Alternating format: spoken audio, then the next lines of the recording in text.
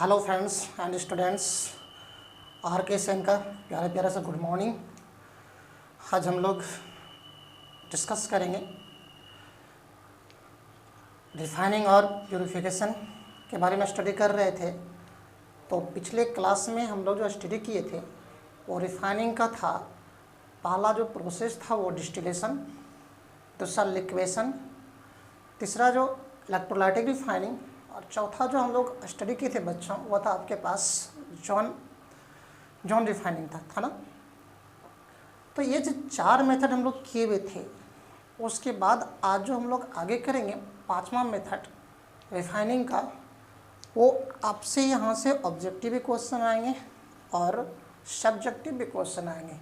तो थोड़ा सा इसको क्या करोगे बाबू, डिसिप्लिन ऑर्डर में आप इसे मेंटेन करोगे, ठीक है। तो हम लोग आज जो हम लोग डिस्कस करेंगे यहाँ पे रिफाइनिंग, ठीक उसी के बाद नंबर डालोगे आप।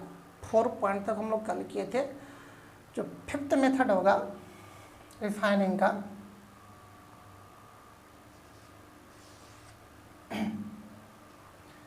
वेपर फेज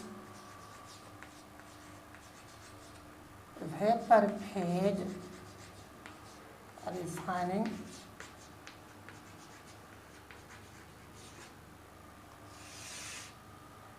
वाष्प प्रावस्था शोधन, वाष्प प्रावस्था शोधन। ओके बाबू, मतलब ये रिफाइनिंग एक ऐसा मेथड है जहाँ पर वेपर बनेंगे, है ना। समझने की कोशिश करना। इस मेथड में हमारे पास रिफाइनिंग के दो मेथड हैं, दो प्रोसेस हैं। एक है मॉन्ड प्रोसेस और दूसरा है भान, पहला है मॉन्ड प्रोसेस और दूसरा है भान आर्कल प्रोसेस।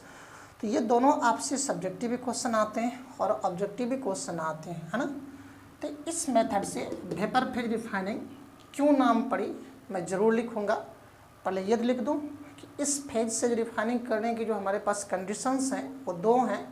पहला है मॉन्ड प्रोसेस और दूसरा है आपके पास भान आर्केल प्रोसेस, भान आर्केल एंड मॉन्ड प्रोसेस। तो ये इंक्लूड करते हैं, इंक्लूड्स या दो प्रकार से हम लोग कर सकते हैं इसमें। एक है मॉन्ड प्रोसेस, मॉन्ड प्रोसेस, मॉन्ड विधि,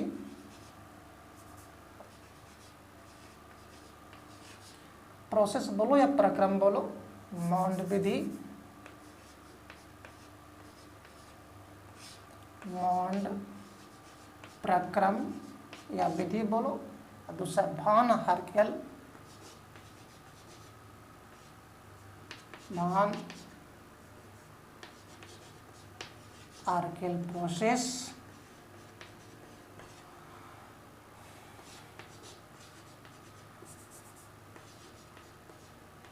भान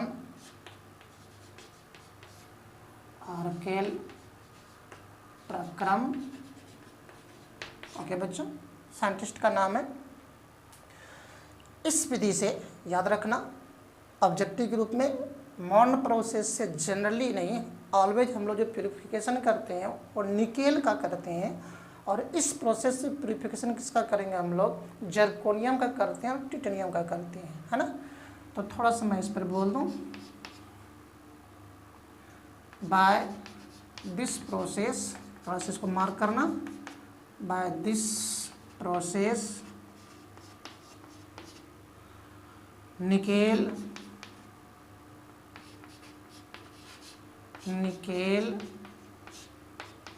इज प्यूरिफाइड। अगर क्वेश्चन करें ऑब्जेक्टिव में निकेल का प्यूरिफिकेशन किस मेथड से किया जाता है, तो आपसे आंसर करोगे मॉन्ड प्रोसेस से। ऑब्जेक्टिव में पूछते हैं क्वेश्चन इस विधि के द्वारा, हिंदी वाले बच्चों, इस विधि के द्वारा, कौन सा विधि, मॉन्ड प्रोसेस, इस विधि के द्वारा निकेल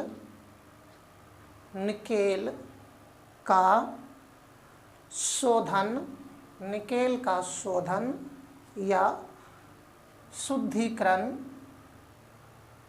या शुद्धिकरण किया जाता है ना। इसमें लिखोगे मार्क करना ऑब्जेक्टिव के लिए, बाय दिस मेथड, इस विधि के द्वारा zirconium Zr and titanium Ti are refined। Okay बाबू, मैंने लिखा बाय दिस मेथड, कौन सा मेथड, वान आर्कल प्रोसेस के द्वारा जर्कोनियम, थोड़ा सा बहुत ही महंगे सब एलिमेंट होते हैं, zirconium Zr and titanium Ti are refined. Hindi वाले बच्चों लिखेंगे, अगर बाबू ऑब्जेक्टिव में पूछ दे कि जर्कोनियम एवं टिटेनियम का प्यूरिफिकेशन निम्नलिखित में किस विधि से करते हैं, तो जहाँ पर आपको ऑप्शन में भान आर्किल मिलेगा वहीं पर आप आंसर मारना, ठीक है। हिंदी वाले बच्चों लिखो बाबू, इस विधि के द्वारा जर्कोनियम, देखो यहाँ लिखा हुआ है जर्कोनियम एवं टिटेनियम का शोधन किया जाता है, है ना। देखो इस दोनों प्रोसेस को, मॉन प्रोसेस को और वॉन आर्किल प्रोसेस को हम लोग वाष्प प्रावस्था शोधन बोलेंगे या वेपर फेज रिफाइनिंग बोलेंगे। क्यों? क्योंकि दोनों ही केस में, चाहे मॉन प्रोसेस हो या वॉन आर्किल प्रोसेस हो, इसमें क्या होती है, वोलाटाइल कंपाउंड बनते हैं, वाष्प में परिवर्तित होकर कंपाउंड का निर्माण करती है, इसलिए इस दोनों फेज को नाम दिया जाता है वेपर फेज रिफाइनिंग या वाष्प प्रावस्था शोधन। अगर एक क्वेश्चन कर दे निम्नलिखित में कौन वेपर फेज रिफाइनिंग का प्रोसेस है, तो अगर उसमें से दोनों में से कोई ऑप्शन हो, मॉन प्रोसेस या वॉन आर्किल प्रोसेस, तो उस दोनों को जरूर मारना, है ना। देखो मैं ऑब्जेक्टिव लिख नहीं रहा हूँ लेकिन फुल्ली बोल दे रहा हूँ। मैंने कहा कि यदि आपसे एक क्वेश्चन पूछ दे वाष्प प्रावस्था शोधन निम्नलिखित में कौन है, ऑप्शन दे दे मॉन, दूसरा ऑप्शन दे दे वॉन आर्किल, तीसरा ऑप्शन दे दे दोनों, चौथा ऑप्शन दे कोई नहीं, तो दोनों को मारना, है ना। तो बहुत थोड़ा सा मैं क्या कर रहा हूँ, यहाँ पे लिख रहा हूँ, नोट करके आप लोग भी लिखोगे, both Mond process and van Arkel process are called vapor phase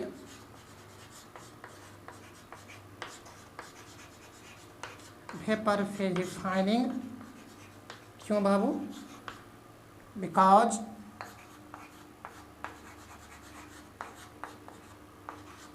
in this case कौन से बाबू, ये दोनों केस कौन कौन, इन दिस केस मतलब इस दोनों में, because in this case volatile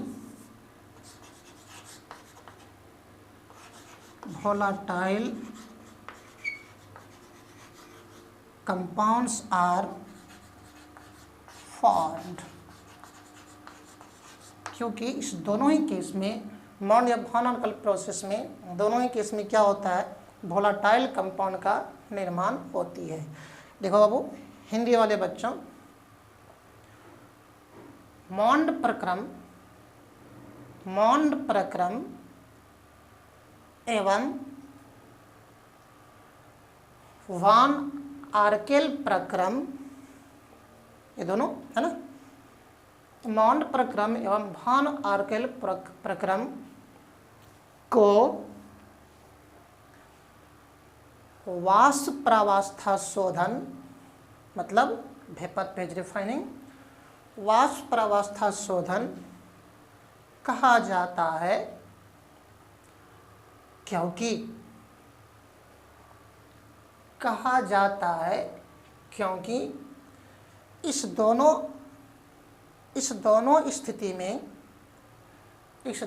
स्थिति में वाष्पशील यौगिक का निर्माण होती है ना। तो ऑब्जेक्टिव के क्वेश्चन बन रहे थे, मैंने आपको वहाँ पर निकाल दिया।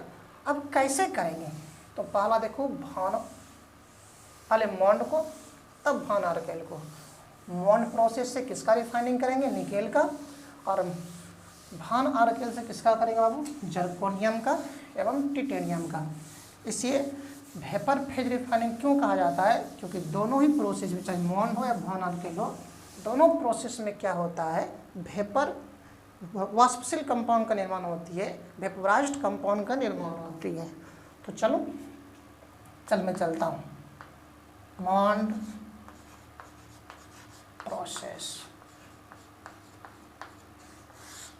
ओके, किसका प्यूरिफिकेशन करेंगे, निकेल का। निकेल इज प्यूरिफाइड, निकेल का शोधन किया जाता है, जो कि पहले भी हम लोग लिख चुके हैं। कैसे करेंगे बाबू,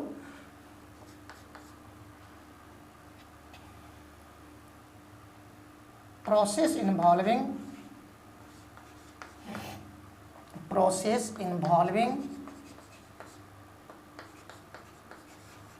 फॉलोइंग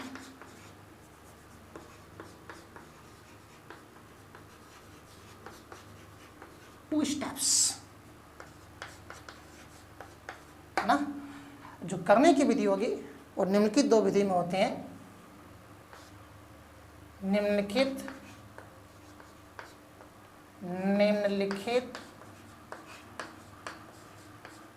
दो पदों में होती है ना, निम्नलिखित दो पदों में होती है। समझने की कोशिश करना। फिर से मैं आपसे ये क्वेश्चन कर दूं, थोड़ा सा ये सॉरी के रूप में बोल दूं। इसमें कुछ कॉम्प्लेक्स कंपाउंड बनेंगे, बट कॉम्प्लेक्स कंपाउंड हम लोग ठीक इसके बाद पढ़ेंगे, जो कि हमारे पास कोऑर्डिनेशन कंपाउंड होगा। तो नाम उसके बारे में थोड़ी सी यहाँ पर आएगी, तो कुछ संकोच नहीं करना है, घबराना नहीं है, स्टेप समझने की कोशिश करना। स्टेप फर्स्ट, जो इम्प्योर निकेल था, निकेल जब निकाला तो उसमें कुछ अशुद्धियाँ रह गई थी, इम्प्योर निकेल है, उसको शुद्ध करना है, हम लोग शोधन करना है। तो ये इम्प्योर निकेल है, इम्प्योर है ये, है ना। इस इम्प्योर निकेल पर कार्बन मोनोऑक्साइड का स्ट्रीम मतलब धारा प्रवाहित की जाती है। कितना टेम्परेचर पर, टेम्परेचर लगभग 330 to 350 केल्विन टेम्परेचर पर कार्बन मोनोऑक्साइड की धारा प्रवाहित की जाती है, स्ट्रीम प्रवाहित की जाती है। मतलब गर्म कार्बन मोनोऑक्साइड हम लोग इस निकेल से प्रवाहित करेंगे। देखो टेम्परेचर दिया हुआ है ना। जब करवाई जाएगी तो क्या बनता है, इस निकेल का कॉम्प्लेक्स कंपाउंड बनती है। और कौन सा कॉम्प्लेक्स कंपाउंड बाबू, NiCO का होल 4, है ना, कॉम्प्लेक्स कंपाउंड है। हालांकि अब यहाँ देखो निकेल आपके पास एक था, एक है, कार्बन मोनोऑक्साइड एक है, बट यहाँ पर 4 है, मैं 4 कर दूँ। ओके, ये जो आपके पास गर्म किया निकेल, इसके साथ जो गर्म हुई, ये वाष्पशील कंपाउंड का निर्माण हुआ। वाष्पशील था इसलिए इसको नाम देते हैं, वाष्पशील प्रावस्था का नाम कहते हैं, वेपर फेज रिफाइनिंग का नाम देते हैं। ये वाष्पशील कंपाउंड है, वोलाटाइल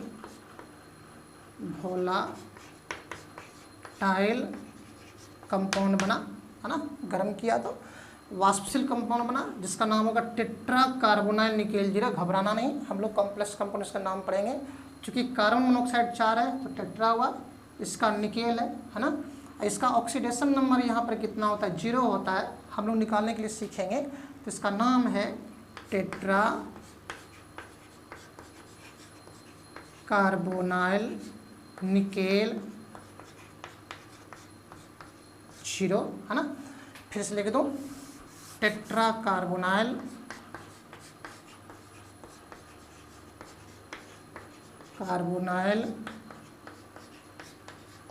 निकेल 0, ये कंपाउंड बना। और ये जो वोलाटाइल कंपाउंड था, इसको फर्दर क्या करते हैं, इससे हम अधिक टेम्परेचर गर्म कर देंगे, क्योंकि हमको निकेल चाहिए। जब गर्म करोगे तो फिर डिकम्पोज कर जाएंगे, टूट जाएंगे, टूटने से आपको प्योर निकेल बनेगी और कार्बन मोनोऑक्साइड गैस बन के बाहर निकल जाएगा। तो स्टेप 2 आप लोग अभी नहीं लिखेंगे। स्टेप 2 डिकम्पोजिशन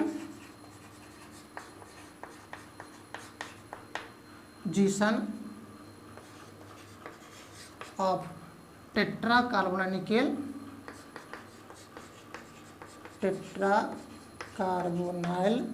निकेल, कितना ऑक्सीडेशन नंबर है वो, 0 है ना। यहाँ पे कितना निकेल का ऑक्सीडेशन नंबर 0 था। Decomposition of tetra carbonyl nickel at high temperature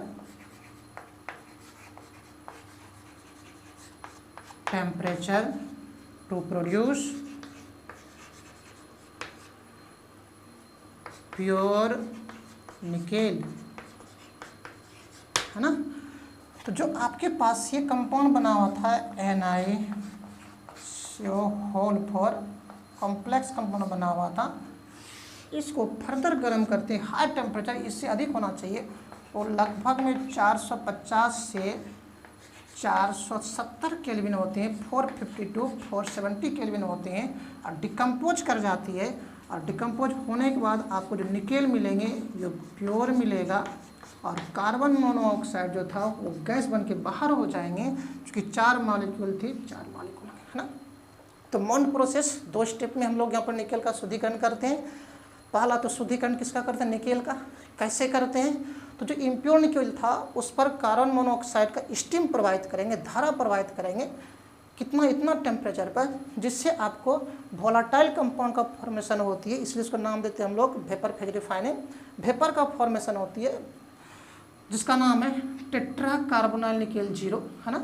इस टेट्रा कार्बोनाइल निकेल 0 का दूसरे स्टेप में फिर से क्या करते हैं, अपघटन होती है, डिकम्पोज कर जाती है, उससे हाई टेम्परेचर गर्म करने पे, जिससे आपको प्योर निकेल की प्राप्ति होगी और कार्बन मोनोऑक्साइड गैस बाहर निकल जाएंगे। तो इसी को लैंग्वेज दे दूँ। चल मैं इसको नाम देता हूँ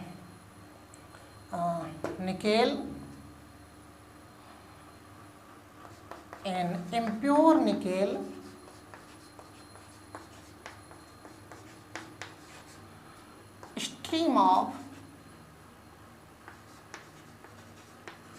stream of carbon monoxide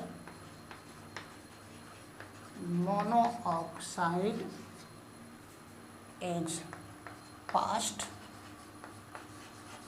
due to which, क्या बनेगा बाबू, due to which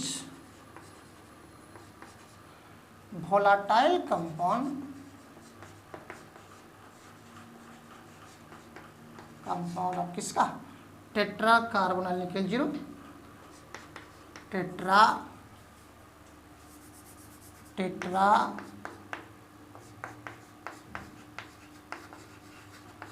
carbonyl nickel 0 is, ठीक है। और उसी को फिर से दूसरा स्टेप में डिकम्पोज कर देंगे, आपको प्योर निकोल बनेगी, है ना। हिंदी वाले बच्चों आप लोग यहाँ से लिखना शुरू करोगे। स्टेप फर्स्ट में हिंदी वाले बच्चों बाबू, पहला स्टेप में अशुद्ध निकेल को, स्टेप फर्स्ट में अशुद्ध निकेल को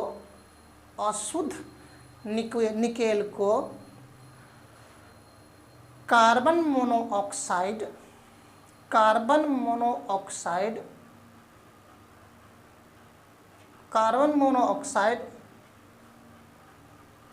की धारा प्रवाहित करने पर कॉमा देना। देखो यहाँ लिखा बाबू, टेट्रा कार्बोनाइल निकेल 0 प्रवाहित करने पर, मैं यहाँ पे साफ साफ लिखता हूँ, करने पर इसको लिखोगे टेट्रा कार्बोनाइल निकेल 0 बनती है ना, बनती है। उसके बाद क्या करोगे अब, इस रिएक्शन को लिखोगे, इस रिएक्शन को निकेल है, इम्प्योर है, कार्बन मोनोऑक्साइड की धारा प्रवाहित कर रही है, बनाई यहाँ पर बना टेट्रा कार्बोनाइल निकेल, मैं लिखा यहाँ पे वोलाटाइल कंपाउंड है, चूँकि गर्म करोगे तो वाष्पशील कंपाउंड बन जाती है। इस कंपाउंड का नाम है टेट्रा कार्बोनाइल निकेल 0, है ना, लिख लिए। स्टेप 2 में लिखोगे, इसको लिखने के बाद स्टेप 2 में पुनः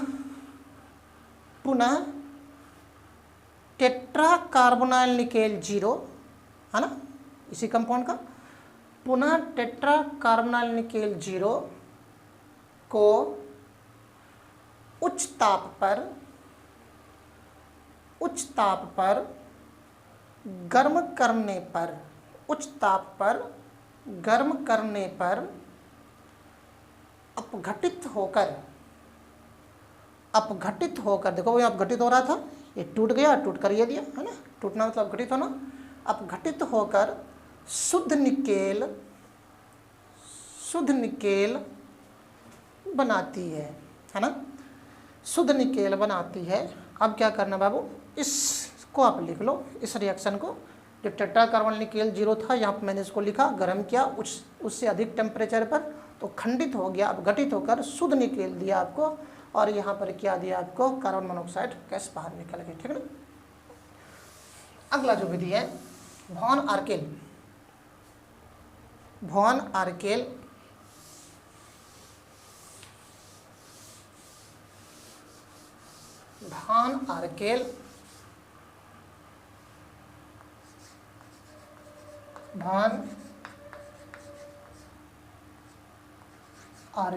प्रोसेस, वॉन आर्केल प्रोसेस किसका करते बाबू, प्यूरिफिकेशन या refine zirconium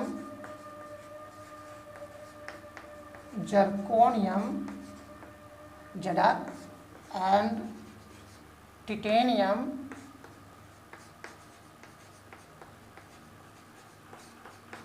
Ti are purified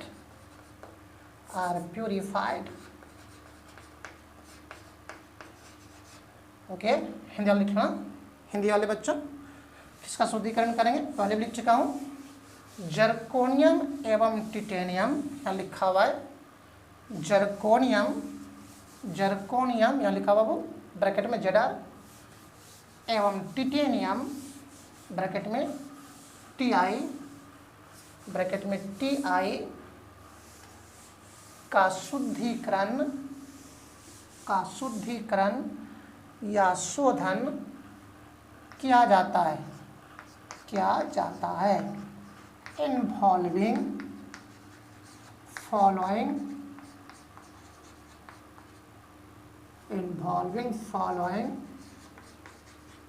2 steps.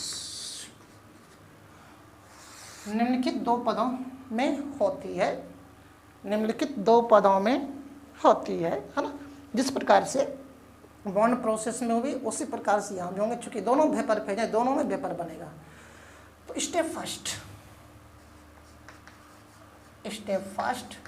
निम्न की 2 पदों में होती है, उसके बाद वो स्टेप फर्स्ट में देखो यहाँ पे करते क्या है, एक ऐसा बर्तन जो पूरी तरह से इवैक्यूटेड हो, इवैक्यूटेड मतलब उसमें थोड़ा सा भी हवा नहीं, मतलब पूरी तरह से निर्वात वाला हो, निर्वात वाला बर्तन लिया आता है, उसमें जर्कोनियम को रखते हैं या फिर टिटेनियम को रखेंगे, दोनों में से कोई भी हो, और उसे आयोडीन की उपस्थिति में गर्म करते हैं।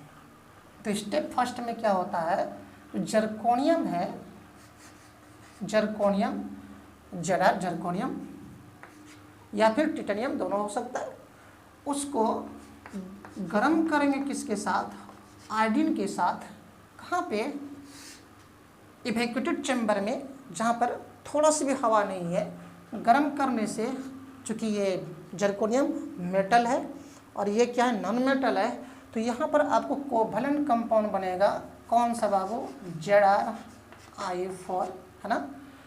चूँकि आयोडीन अब 4 हो गई तो मैं इसको 2 से मल्टीप्लाई कर दूँ। ये वोलाटाइल कंपाउंड है, वोलाटाइल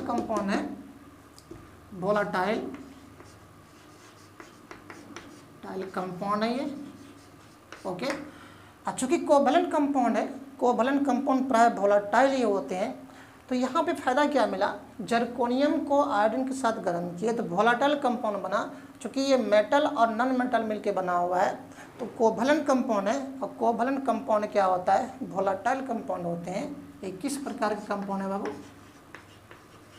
कोवैलेंट कंपाउंड है ना। कोवैलेंट कंपाउंड सहसंयोजक यौगिक, सहसंयोजक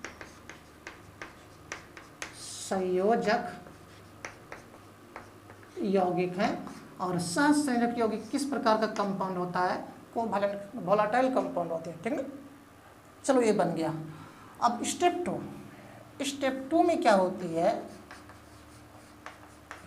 ये जो कोवैलेंट कंपाउंड बना था आपको, है ना, जर्कोनियम आयोडाइड का जो कोवैलेंट कंपाउंड बना था, जर्कोनियम आयोडाइड, अगर टिटेनियम होता तो टिटेनियम आयोडाइड बनता। तो स्टेप 2 से हम क्या होता है, टिटेनियम आयोडाइड लेते हैं हम लोग, है ना।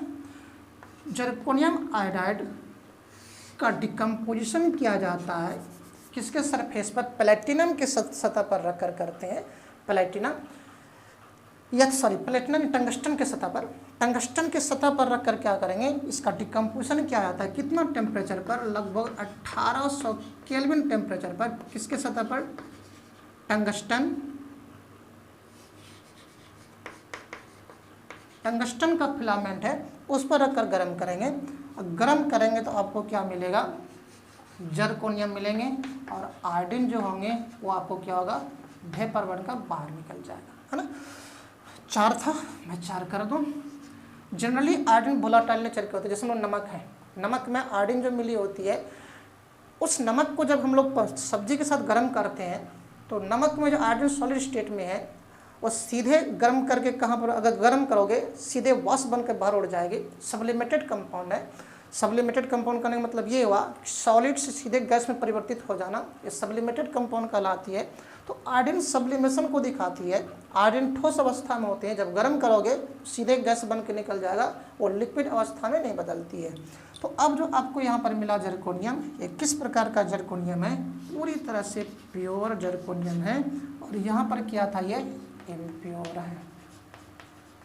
इसी को लैंग्वेज दे दूँ, चल मैं लैंग्वेज का नाम देता हूँ, हाँ, इम्प्योर मेटल। कौन कौन, या तो जर्कोनियम या तो टिटेनियम, है ना। इज हीटेड इन, कहाँ पे बाबू, इवेक्यूटेड vessels due to which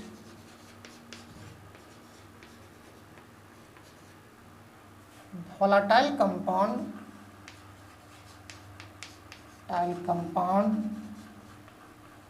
of zirconium iodide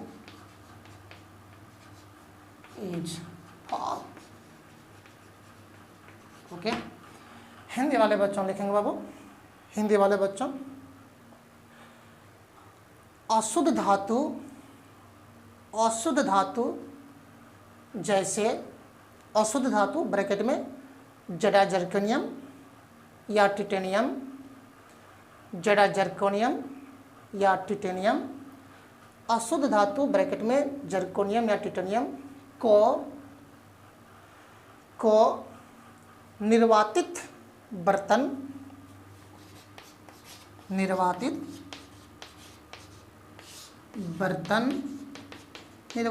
मतलब पूरी तरह निर्वात, जहाँ पर हवा नहीं है ना, निर्वातित बर्तन में गर्म किया जाता है, जिसके कारण वाष्पशील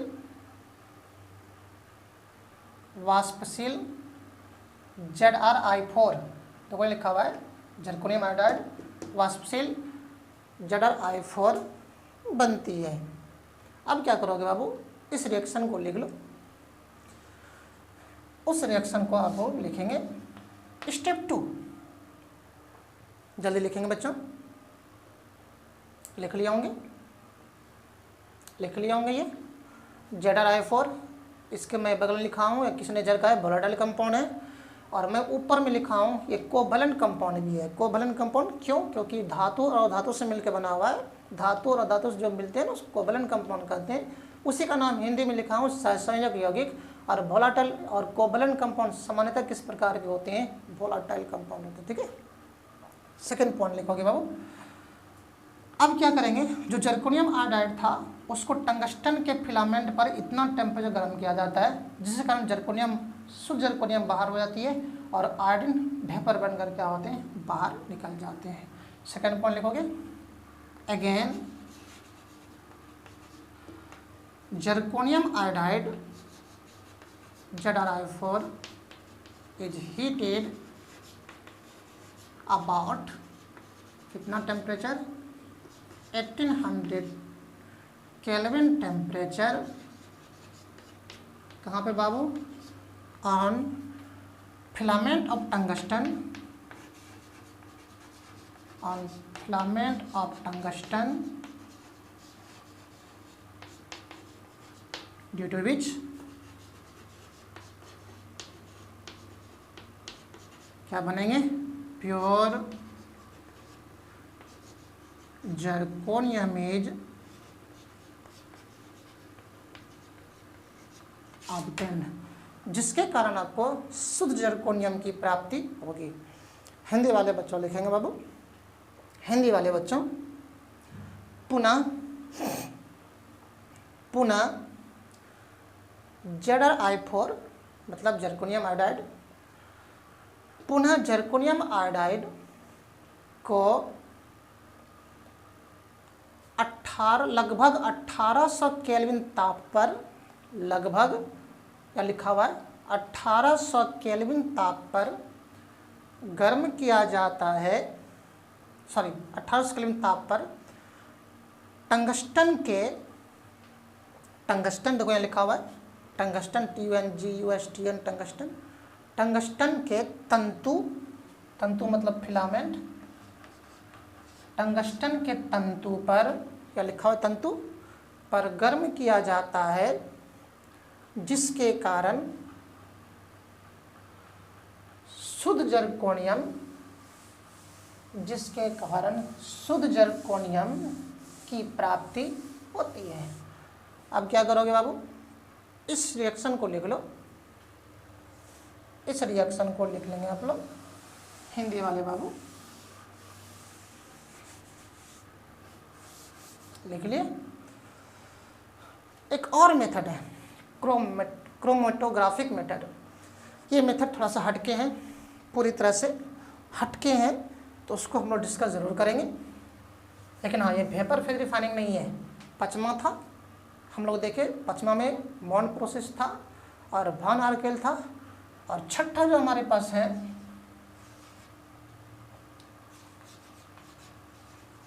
क्रोमेटोग्राफिक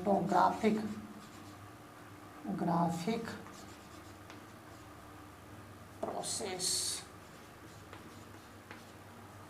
वर्ण लेखनी,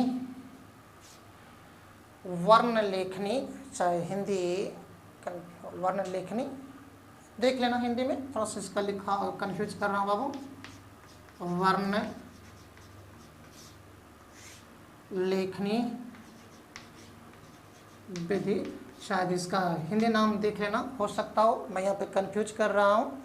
अब कभी बुक उल्टा के देखना, बुक उल्टा कर देखोगे मिल जाएगा, क्रोमेटोग्राफिक प्रोसेस वर्ण लेखनी विधि, शायद हिंदी में ऐसे कुछ लिखा हुआ है, मैं कंफ्यूज कर रहा हूँ, थोड़ा सा देख लोगे।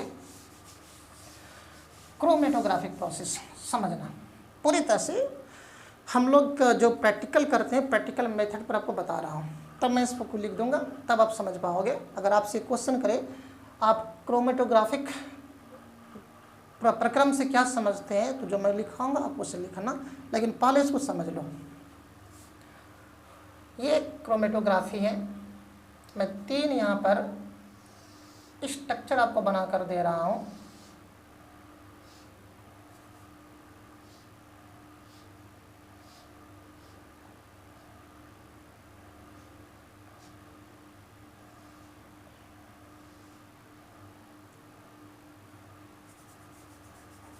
ये पहला स्ट्रक्चर आपके पास है,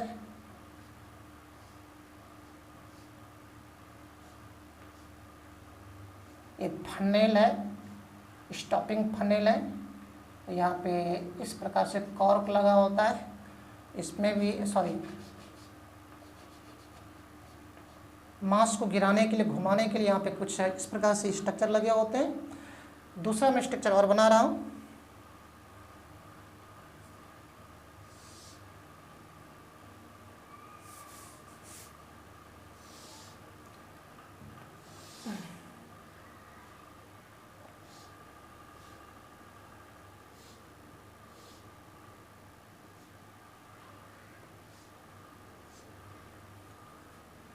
इस पर भी इसी को मैं बना रहा हूँ, यही है, पहले समझने की कोशिश करेंगे।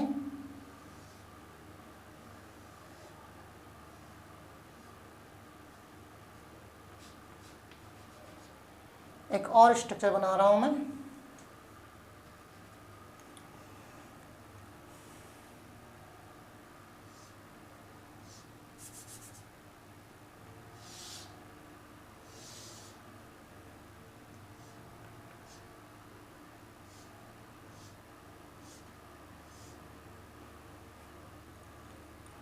ये अंतिम स्ट्रक्चर है।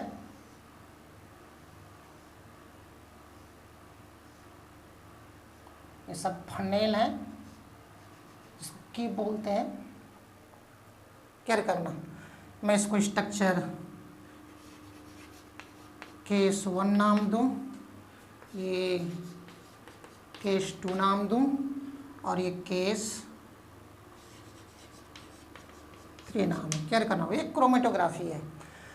क्रोमेटोग्राफी, इस मेथड से हम लोग वैसे मेटल को शुद्ध करते हैं जो कई धातुओं का क्या होता है, मिश्रण होता है। मान लिया जाए कोई ऐसा आपके पास धातु है जिसमें 3 प्रकार के धातु मिला हुआ है, उसमें कॉपर भी मिला हुआ है, उसमें सिल्वर भी मिला हुआ है, उसमें चांदी, उसमें गोल्ड भी मिला हुआ है।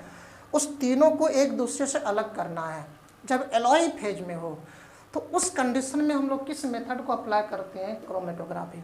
चाहे 2 मिला हो, अगर एक सिर्फ सिंगल होता तो प्योर अवस्था में है। अगर सिंगल से अगर उसमें कोई दूसरा और मिल गया, तीसरा कोई मिल गया, चौथा मिल गया, तब वो फिर क्या होगा, इम्प्योर हो गया। अगर इस प्रकार का कोई मिश्रण हो धातु का कि उनमें से 2 या 2 से अधिक प्रकार के घटक मिला हो, कंपोनेंट मिला हो, तो उस कंडीशन में उसको एक दूसरे से अलग करने के लिए कौन सा विधि का एप्लीकेशन किया जाता है, वो क्रोमेटोग्राफिक प्रोसेस का स्टडी किया जाता है। तो थोड़ा सा मैं फिगर बना रहा हूँ, समझने की कोशिश करना। इस पर जब गिराएंगे, आपके पास ये सॉल्वेंट है, ये सॉल्वेंट है,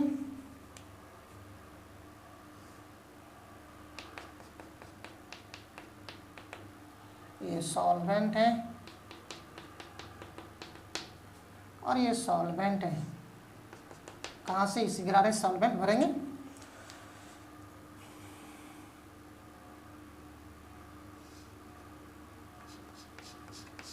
मैं सब कुछ बताऊंगा, चिंता नहीं करोगे, मैं जस्ट आ रहा हूँ।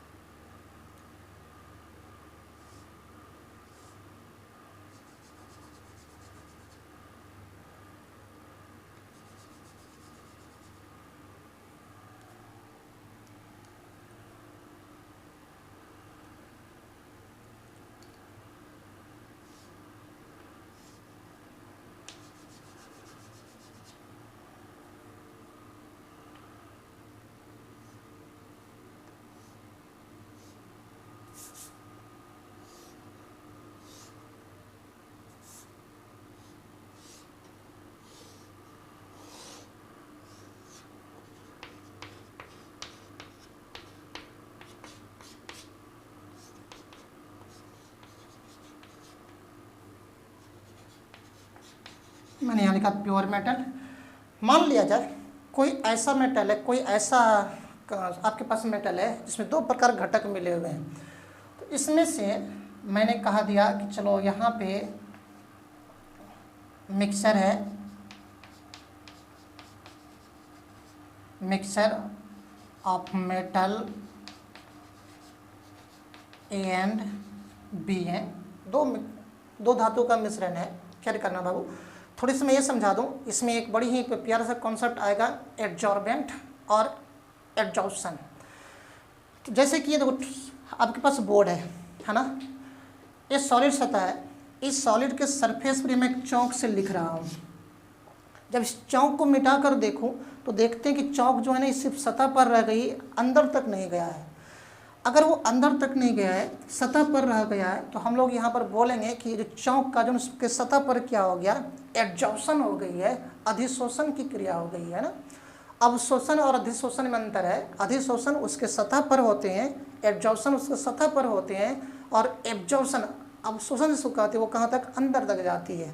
तो चौक जो है इसके सतह पर क्या हो गया, अधिशोषित हो गया, और जो इस सॉलिड सतह पर अधिशोषित हुआ, एडजॉर्प्शन हुआ, ये जो बोर्ड था इसको नाम देंगे हम लोग एडजॉर्बेंट, एडजॉर्बेंट अधिशोषक, अधिशोषक जिसके सतह पर ठहरेगी, जमा होगी उसको बोलेंगे एडजॉर्बेंट अधिशोषक, और जो जाकर ठहरेगी जमा होगी उसको नाम देंगे हम लोग एडजॉर्बेंट, और इस फिनोमिना को नाम देते हैं हम लोग एडजॉर्प्शन, इसको नाम देंगे अधिशोषण। हालांकि हम लोग को फिजिकल में 12 के फिजिकल में चैप्टर पढ़ना सरफेस केमिस्ट्री, सरफेस केमिस्ट्री में वहाँ पर लोग डिस्कस करेंगे भी।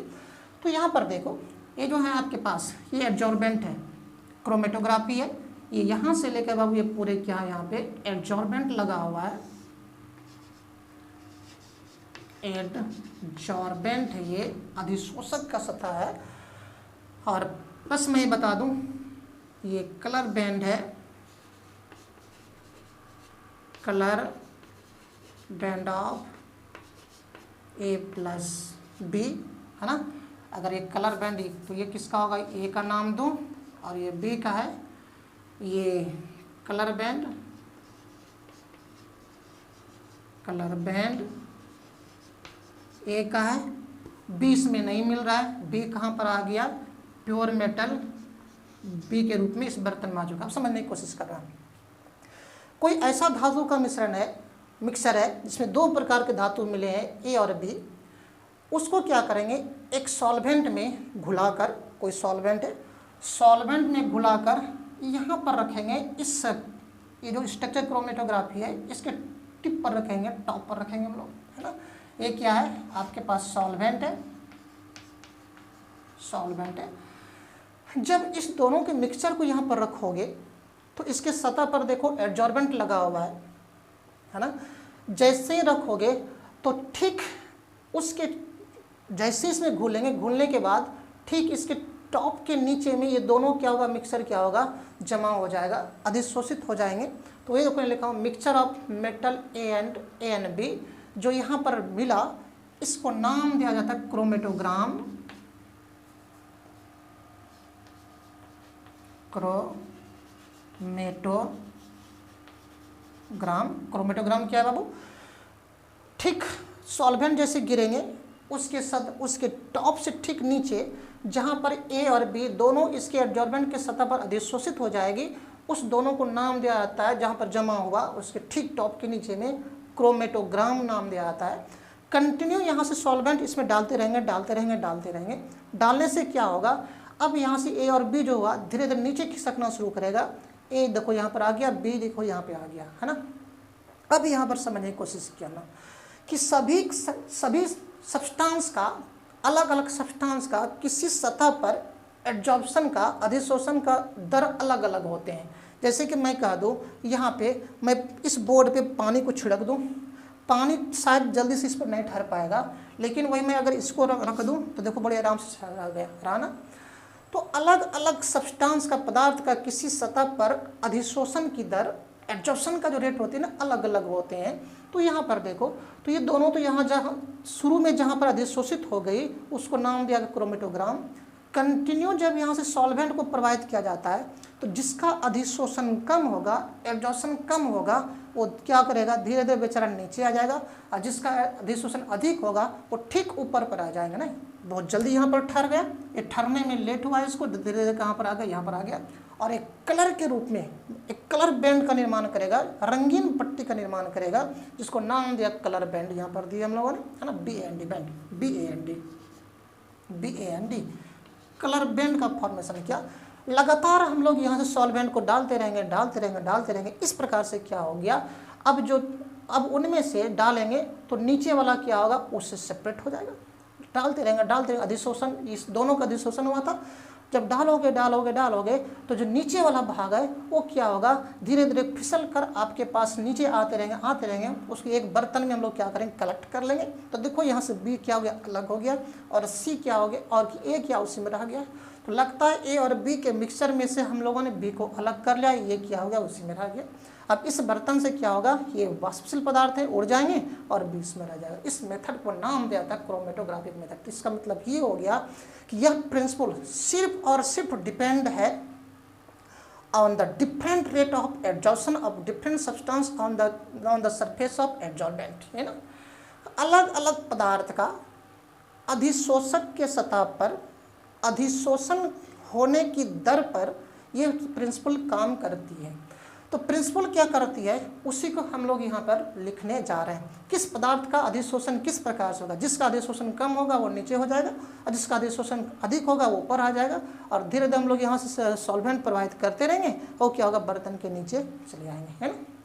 चलो मैं इसको लिखता हूँ, मैं फिगर नहीं मिटा रहा हूँ, मैं क्या कर रहा हूँ बाबू, इसको यहाँ लिखता हूँ। और आप लोगों से अगर क्वेश्चन पूछे तो फिगर बनाने की आवश्यकता नहीं है, सिर्फ जो मैं लिख रहा हूँ आपको उसी को लिखना है, ठीक है। This method is based on the principle of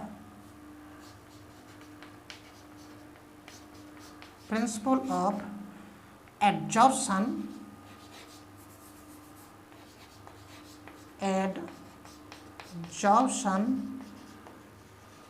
of different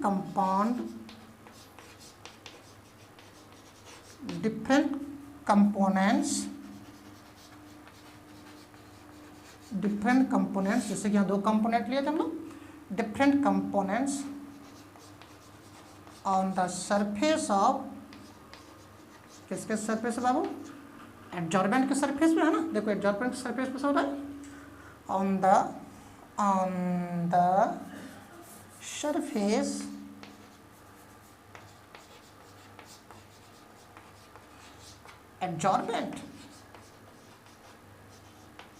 adsorbent के सरफेस पर क्या होगा, जमा होने पर निर्भर करती है।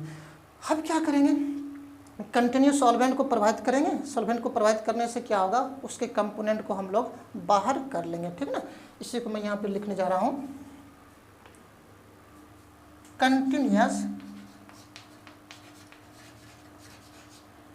continuous flowing of solvent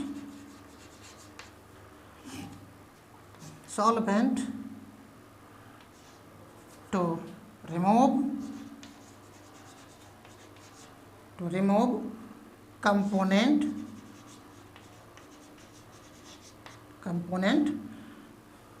from the, कहाँ से बाबू, फ्रॉम, उसका मैं यहाँ लिख रहा हूँ, फ्रॉम द मिक्सचर। मैंने लिखा this method is based on the principle of adsorption of different components on the surface of adsorbent. यह सिद्धांत काम करती है, कार्य करती है किस प्रिंसिपल पर, अलग अलग पदार्थ के अधिशोषण का, है ना, अलग अलग पदार्थ के घटक का अधिशोषण का, कहाँ पर, एडजॉर्बेंट के सतह पर। अब जब एडजॉर्बेंट हो गया, ठहर गई, अब उसको हम लोग लगातार सॉल्वेंट प्रवाहित करेंगे और उसको क्या करेंगे, कंपोनेंट को बाहर कर लेंगे। उसके बाद वही लिखा हूँ मैं, उसके बाद लिखा हूँ बाबू, कंटिन्यूस फ्लोइंग ऑफ सॉल्वेंट, लगातार सॉल्वेंट को प्रभावित करेंगे to remove component from the mixture, जिससे क्या होगा, मिक्सचर से कंपोनेंट बाहर हो जाएगा। अगर आपसे क्वेश्चन पूछे क्रोमेटोग्राफी क्या है तो आप इतना ही लिखना, आपको फिगर मैंने सिर्फ समझाने के लिए बताया, इस पर आप ज़्यादा दिमाग नहीं लगाओगे, ठीक है बाबू। आप क्या करोगे बच्चों, इसे लिख लोगे, मैं लिखा रहा हूँ, हिंदी मीडियम वाले बच्चे आप इसे लिख लेंगे, लिखोगे।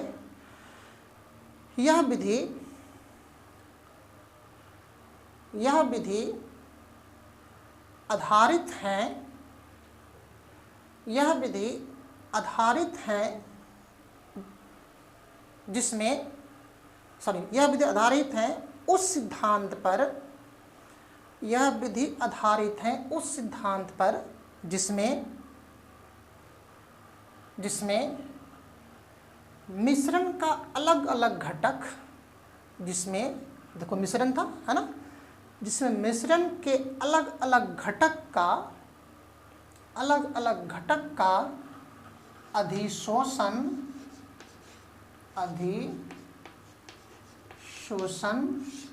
ब्रैकेट में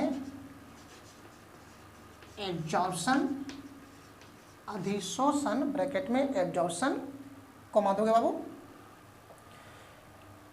कॉमा देना, एडजॉर्बेंट के सतह पर,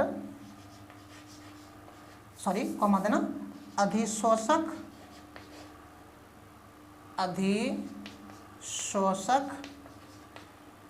ब्रैकेट में एडजॉर्बेंट के सतह पर अलग अलग होती है, अलग होती है, फुल स्टॉप। अब क्या करें, लगातार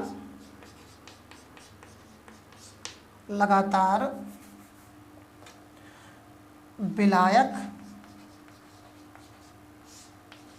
मतलब सॉल्वेंट, लगातार विलायक को प्रवाहित करके, लगातार विलायक को प्रवाहित करके, मैं लिख रहा हूँ उसके बाद यहाँ करके, उसके बाद आपको यहाँ लिख रहा हूँ, मिश्रण से घटक को